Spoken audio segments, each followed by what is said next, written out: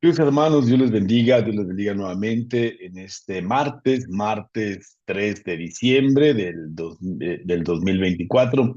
Tu servidor, Padre Luis Alfonso Martínez Gallo, gracias por estar viendo este video, gracias a ti que estás viendo este video. Te invito a que lo veas de principio a fin. Dios tiene algo muy especial para ti a través de este video. Dios te quiere hablar a ti, especialmente a los varones, a ti, varón, a ti, hombre. Este video está hecho pensando en ti, pensando en que Dios quiere y está llamándote para que seas un hombre de oración. Para eso te está llamando y para eso quiere utilizar a este indigno instrumento para hablarte a ti, hablarte al corazón, para que sigas siendo, si es que no lo eres ya, o seas en adelante un hombre de oración. Cuando digo hombre de oración, hemos de entender que está orando de una manera específica, concreta, disciplinada, con un horario concreto de oración cada día, que tiene una vida de oración constante. Eh, Hay quienes no pueden hacerlo todos los días por cuestiones de trabajo, pero yo digo constante, que cada tercer día, cada día, cada determinados días, a una hora o a otra, le dedicas un tiempo suficiente para dialogar con Dios. Hemos dicho que la oración es el diálogo personal con Dios, como dirá Santa Teresa, es la platicar de amistad con quien sabemos nos ama, dice Santa Teresa sobre la oración mental. Y quiero invitarte a que te animes a ser un hombre de oración. Estamos en este proyecto de oración para varones, en donde las mujeres están incluidas, porque pensando precisamente en ustedes, es que invitamos a los varones a que sean hombres de oración. Un hombre de oración se convierte en una bendición para él, para su entorno familiar, laboral, etcétera. Así que bienvenido tú donde quiera que te encuentres, a la hora que tú estés viendo este video. Y hace ya 3 semanas, porque lo tuve que suspender por cuestiones de servicio, en las 2 semanas, y habíamos comenzado, o mejor dicho, hemos comenzado a hablar acerca de la lección divina. La lección divina es una dinámica de oración que, como lo hemos dicho en el video anterior, te recomiendo que veas el video anterior para ese video de introducción a la lección divina. Pues es algo que la iglesia recomienda y que vive en diferentes facetas de la iglesia, en diferentes lugares en la iglesia, y especialmente yo creo que a partir por ahí del año 95, pero especialmente del jubileo del 2000, se despertó, yo creo, una especie de cultura de la lectura bíblica en oración, es decir, de la lección divina, porque en diferentes partes se promovió a nivel universal, se promovió para eh, vivir el jubileo del año 2000, la lección divina. Y miren, pues estamos ahorita en vísperas, ya muy cerca de que se comience el jubileo del 2025, este año jubilar que el Papa iniciará en este mismo mes, para pues conmemorar lo que es el año jubilar, que bueno, eso nos ocupará un video especial, no me introduzco más para ello, pero lo que quiero hablar es acerca de la lección divina y repaso. Pero antes, quiero invitarte a que te suscríbete al canal, suscríbete a este canal para que otras personas también sean bendecidas, y también compártelo con tus conocidos, compártelo para que también otras personas que como tú están siendo bendecidas a través de este video. Y bien, entonces, y quédate hasta el final del video. Mm, Hemos hablado de la lección divina. Lección divina es lectura orante, lectura divina, sería la traducción más literal, pero me gusta traducirla como lectura orante. Es, leemos meditamos, oramos y contemplamos un texto previamente elegido. Pero, ¿qué es la lección divina? Pues ya hemos dicho. Se compone de cuatro pasos, ya lo dijimos en el video anterior, lo repaso rápidamente: de leer, meditar, orar y contemplar. Cuando leemos, le preguntamos al texto qué dice; cuando meditamos, preguntamos al texto qué me dice; y cuando oramos, le preguntamos al texto qué me hace decir; y finalmente en la contemplación, pues ya ni hablamos, ni simplemente contemplamos. Bien, hoy voy a subrayar y hablar únicamente del primer paso, que es la lectura. Habíamos hablado en el video anterior que hay que prepararnos, dos pasos preparatorios: la invocación al Espíritu Santo y la pacificación del corazón. Bien, hablemos de la lectura. Es como el primer movimiento de la lección divina. La lectura, necesitamos previamente elegir un texto, el que tú quieras, de cualquier parte de la Sagrada Escritura. Tú puedes elegir un texto. Recomiendo que elijamos el Evangelio del día. Si es un día como hoy, martes, pues elegimos el Evangelio que la liturgia nos propone. O bien, si tú quieres hacer algo más específico, pues puedes agarrar o tomar un libro de la Sagrada Escritura, el que sea, especialmente los evangelios, pero puede ser cualquier libro, y irte versículos por versículos. Para hacer la lección divina, un capítulo es muy largo. Te recomiendo que vayas por perícopas, es decir, de unos 10 a 8 versículos, o quizá un poquito más, depende el texto que elijas. Hoy quiero elegir el texto del domingo próximo, que será el segundo domingo del tiempo de Adviento, que corresponde al Evangelio según San Lucas capítulo 3 versículos del 1 al 6. Lucas capítulo 3 versículos del 1 al 6. Eh, ¿Qué hay que hacer en la lectura? Pues leer, así tal cual. Sin embargo, eh, sucede un problema, me parece que no es menor, porque sí condiciona leer, pero leer bien. Cuando me refiero a leer bien, no es a equivocarme cuando estoy leyendo, decir una palabra por otra, etcétera. No, me refiero a no aplicar.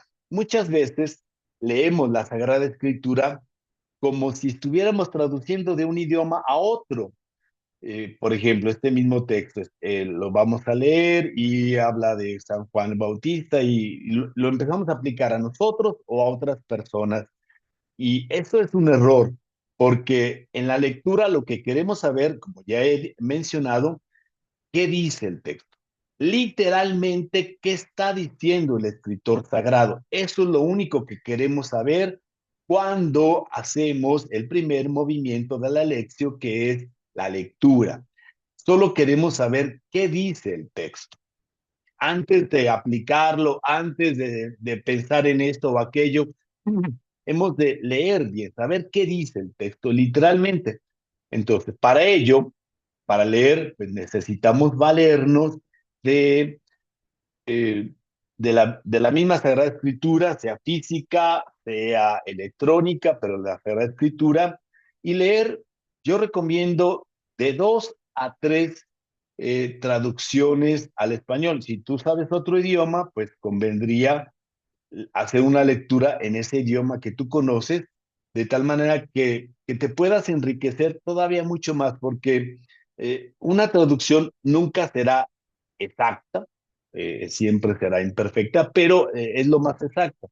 ¿Qué recomiendo yo? Pues recomiendo la Biblia de Jerusalén, porque hablando desde la Iglesia Católica, me parece la mejor traducción en cuanto a traducción. Habrá otras Biblias que podrían ser también muy buenas en cuanto a otro punto de vista, pero en cuanto a la traducción, la Biblia de Jerusalén es la que yo recomiendo.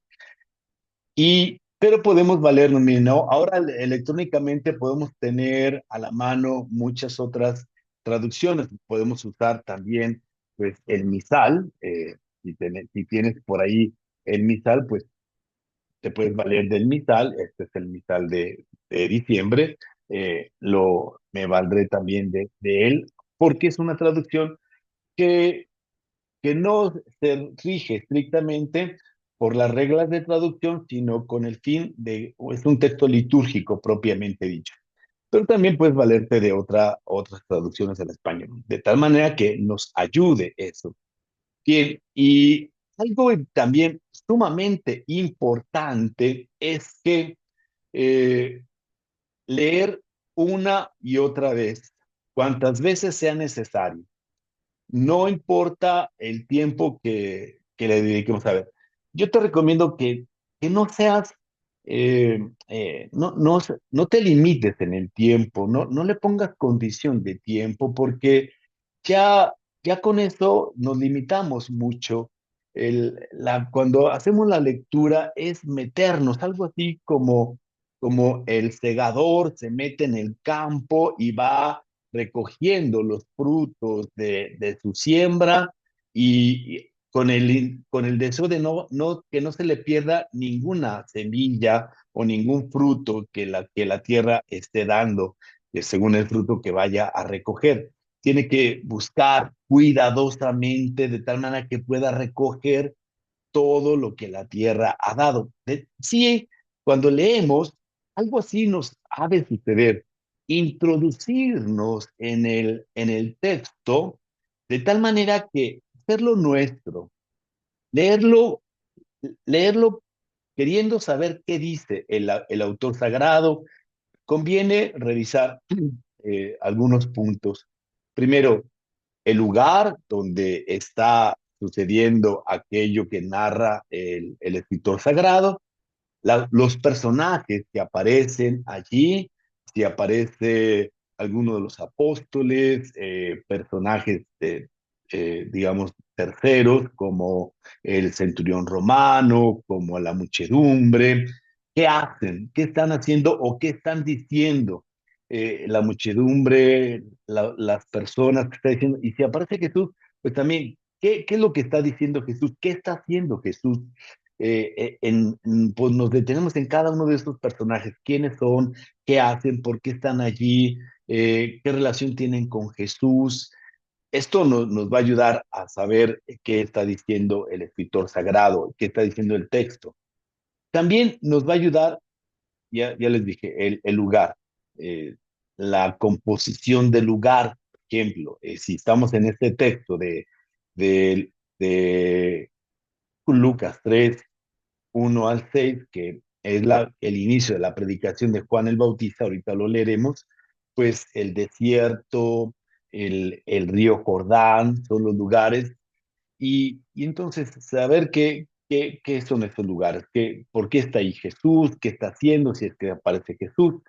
Bien, y luego también nos ayuda mucho, y yo creo muy necesario, leer si es un evangelio, leer los textos paralelos. ¿Cuáles son los textos paralelos? Miren, aquí, por ejemplo, la Biblia de Jerusalén tiene al margen algunas citas bíblicas que los escritores o los traductores han puesto con dos líneas, lo que significa que es un texto paralelo, es decir, es un texto que es el mismo pasaje, pero narrado por otro evangelista.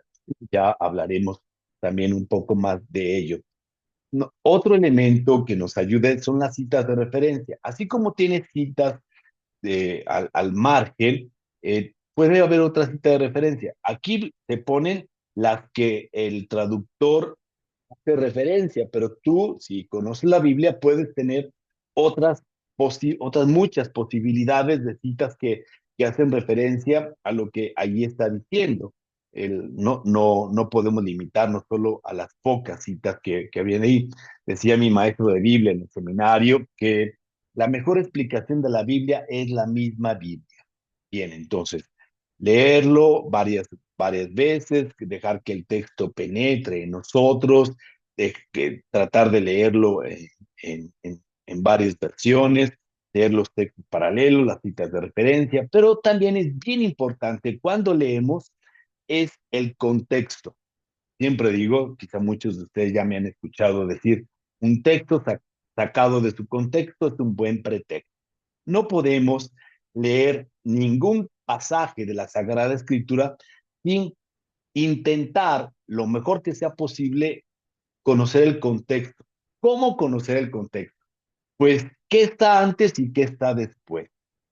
En nuestro caso, por ejemplo, si es el capítulo 3 de Lucas, pues nos vamos al capítulo anterior, que es el capítulo 2, 1 y 2 de Lucas, que está hablando Lucas acerca de lo que conocemos como el Evangelio de la infancia y termina a los 12 años cuando el niño se pierde en el templo y hace el brinco de tiempo, pasa de los 12 años de Jesús al inicio de la predicación de Juan el Bautista, que tiene ya 30 años y entonces hay un brinco muy importante de tiempo que, que habría que entender el por qué. No solo Lucas, sino los cuatro evangelistas coinciden en esta forma de narrar. Y es algo que ya muy importante. Otra cosa que nos ayuda a comprender es el, el evangelista. No es lo mismo leer Mateo, Marcos o Juan o Lucas, porque cada uno tiene su forma específica de presentar. Conocer un poquito, aunque sea, qué, qué es el autor, quién es el autor de esto, es decir, el autor en cuanto al geógrafo o el autor sagrado, porque el autor es evidentemente el Espíritu Santo que inspira a los escritores sagrados para que escriban aquello, solo aquello que él quiere que escriban. Entonces, conocer un poco de la persona del escritor es del, del instrumento humano que quiso utilizar el Espíritu Santo, en este caso San Lucas, quién es San Lucas, conoció o no a Jesús, por qué escribe, cómo lo escribe, etcétera. Eso nos ayuda a ubicarnos en el contexto y entender lo mejor posible nuestro texto. Entonces, repito, eh, leer una o dos veces o tres veces el mismo texto, volverlo a leer una y otra vez, leer varias traducciones al español o si tienes otro idioma también, leer las citas de referencia, compararlas en las citas de referencia, en este caso los evangelios sinópticos Mateo y Marcos y narran este mismo acontecimiento, no así Juan. Entonces, cómo lo narra Marcos, cómo lo narra Mateo, cómo lo narra San Lucas, que es el texto que los ocupan, qué diferencias hay, por qué esas diferencias. Y ustedes dirán, uy, padre, para hacer todo eso necesito mucho tiempo. Que no tiene que hacerse a la carrera, a la lección divina. Recuerden que es oración, es orar. Pero este es el primer momento para poder tener elementos que nos ayudarán a orar en su momento o a contemplar. Bien, y, otra cosa bien importante es también eh, cuando leemos, había dicho el contexto, qué está antes y qué está después. En este caso, qué está después, pues sigue narrando lo que sucedió en el desierto con la predicación del Bautista y inmediatamente pone la prisión de Juan el Bautista y el inicio de la predicación de Jesús. Entonces, es, digámoslo así, el cumplimiento de aquello que Dios le pidió al Bautista, preparar el camino del Señor. Y esa es la forma en que lo va narrando. Y esta es la lectura.